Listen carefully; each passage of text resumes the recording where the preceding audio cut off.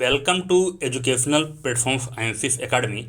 आई hope सभी छात्र अच्छे होंगे।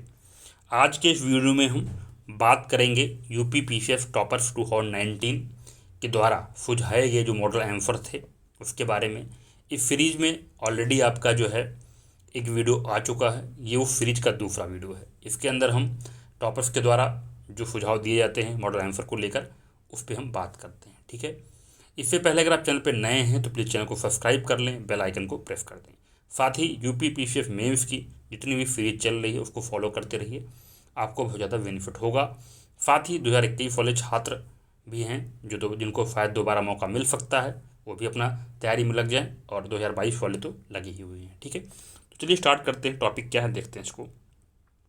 जो आपका टॉपिक है वो है, क्वेश्चन है आपका, ये जो टॉपर्स थे वो इंग्लिश मीडियम के थे जिन्होंने सजेस्ट किया था, ठीक है।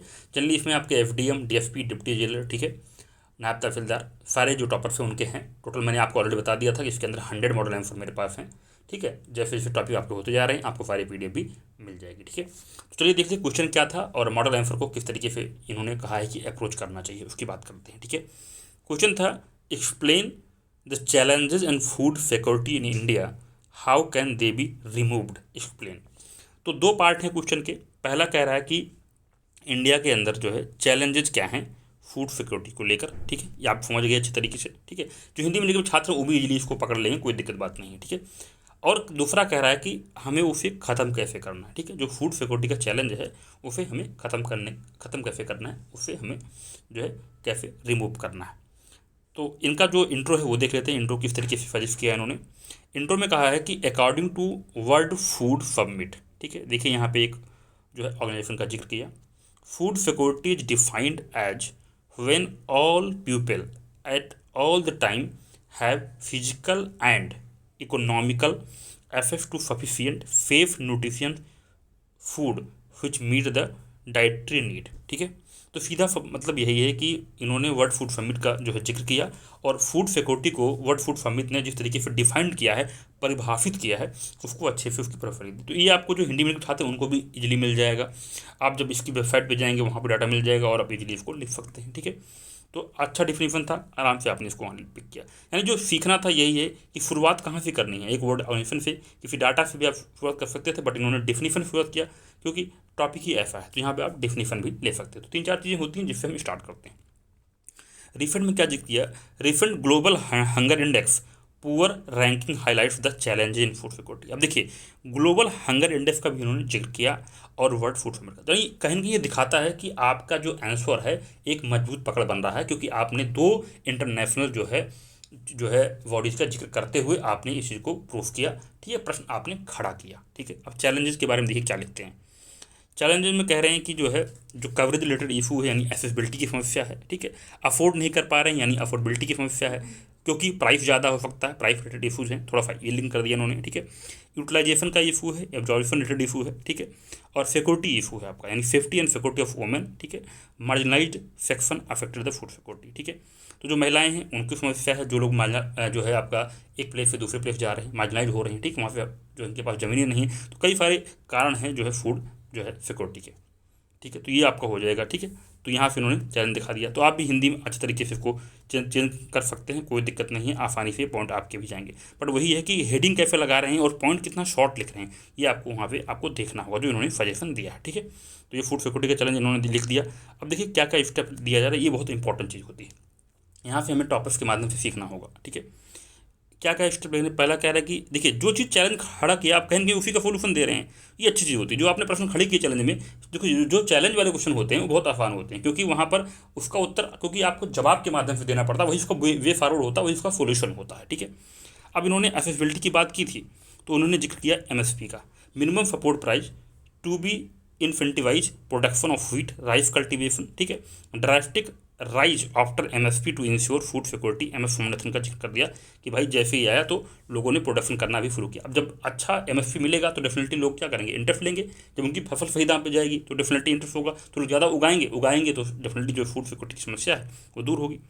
अगला पॉइंट उन्होंने क्या लिखा, focus on infrastructure to reduce wastage and improve value chain, mega food पास की बात की इन्होंने, ठीक है। संपदा स्कीम की बात की। तो यानी यहाँ से क्या सीखेंगे आप, स्कीम डालना यानी कहीं ना कहीं एक वैल्यू एडिशन कार्य करता है।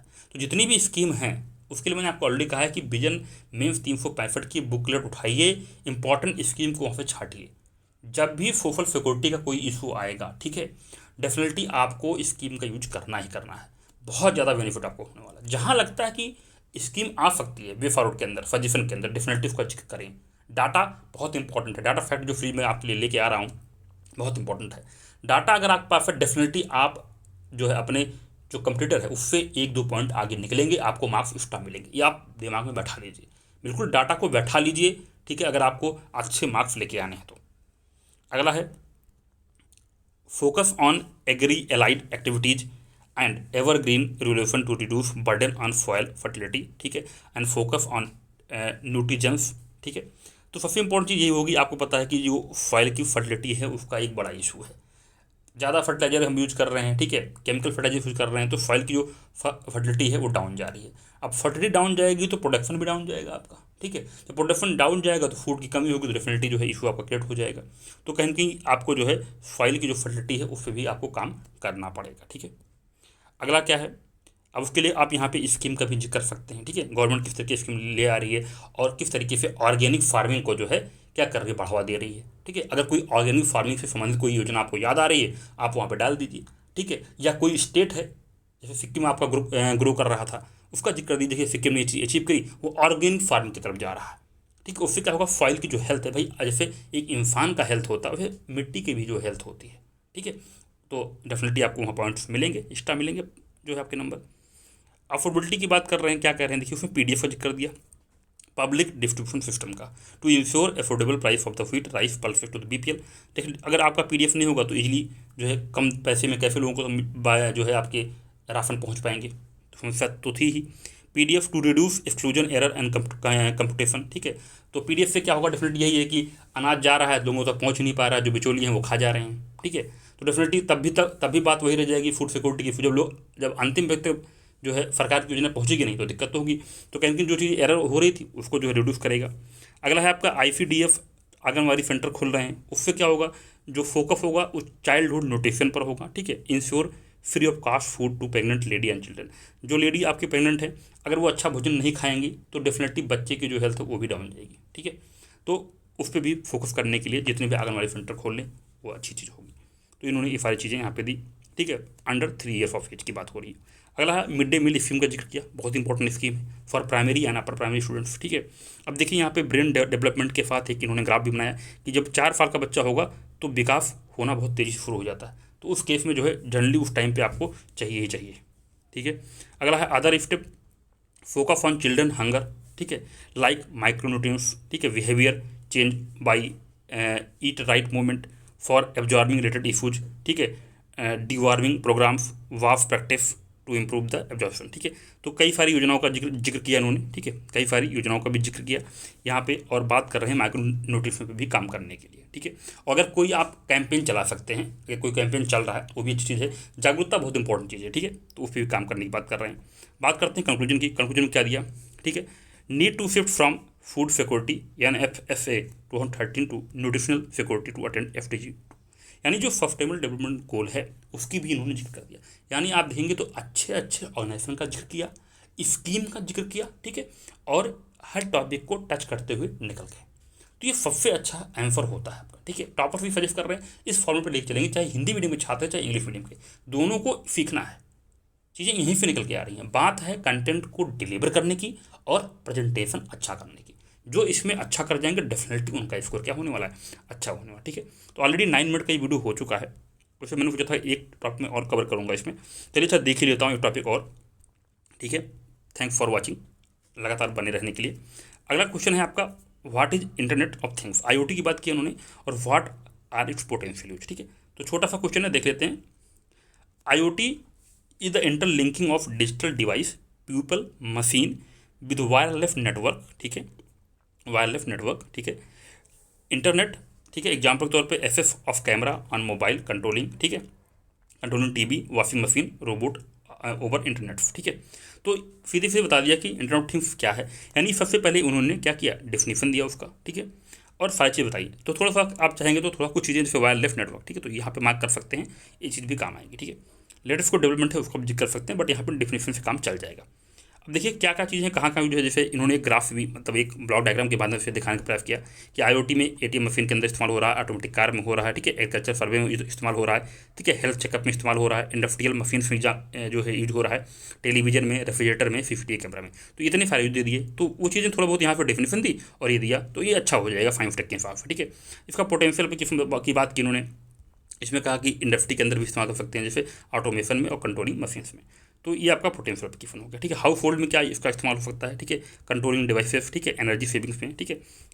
और अगर बात करें तो गवर्नेंस के अंदर, एग्रीकल्चर के अंदर, हेल्थ केयर के अंदर और ट्रांसपोर्ट के अंदर, तो कहीं ना कहीं पूरा एप्लीकेशन दिखा दिया उन्होंने कि ये IoT क्या, सिंपल वे में कह के निकल गए, ठीक है। तो सारी चीज़ें थी, पूछा ही था कि व्हाट आर IoT और व्हाट आर इट्स पोटेंशियल, ठीक है।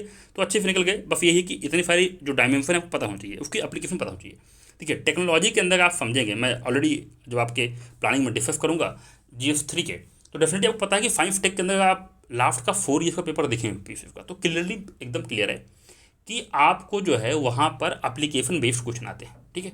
टेक्नोलॉजी का इस्तेमाल जो है, चाहे आपकी हेल्थ को सुधारना हो, जैसे कोविड-19 में किस तरीके से टेक्नोलॉजी ने हेल्प किया, ठीक है, इस पेंडिंग से जो है हमें बचने के लिए उसका, या फिर आपके लाइफ में टेक्नोलॉजी कोई आती है तो उसका क्या फ़र्क पड़ेगा। तो कहीं ना कहीं जो भी चीज़ें होंगी, टेक्नोलॉजी को क्या कर रहा है आजकल, तो टेक्नोलॉजी को आपके जो है सोशल वेलफेयर से जोड़ रहा है, तो ये चीज़ इंपॉर्टेंट है, इसको आपको ध्यान रखना है। यानी अगर कोई भी टेक्नोलॉजी आप पढ़ते हैं तो आपकी लाइफ जो है कितना इम्पैक्ट होगी उस टेक्नोलॉजी से, इस पर जरूर ध्यान दीजिएगा। और ये चीज़ कहाँ से सीखेंगे, जब आप न्यूज़पेपर पढ़ेंगे। न्यूज़पेपर में क्या होगा, जनरली एप्लीकेशन अच्छे से दिए रहते हैं, ठीक है। या फिर आप मेंस 365 फॉलो करिए विजन की, ठीक है, वहाँ से आपको ज़्यादा बेनिफिट होगा, ठीक है। तो ये आपकी जो है मॉडल आंसर्स थे टॉपर्स द्वारा, ठीक है। आपको सीरीज कैसी लगी कमेंट करके जरूर बताएं, ठीक है। और प्लीज़ अप्रिशिएट करने के लिए लाइक और शेयर जरूर करें। वीडियो देखने के बहुत धन्यवाद।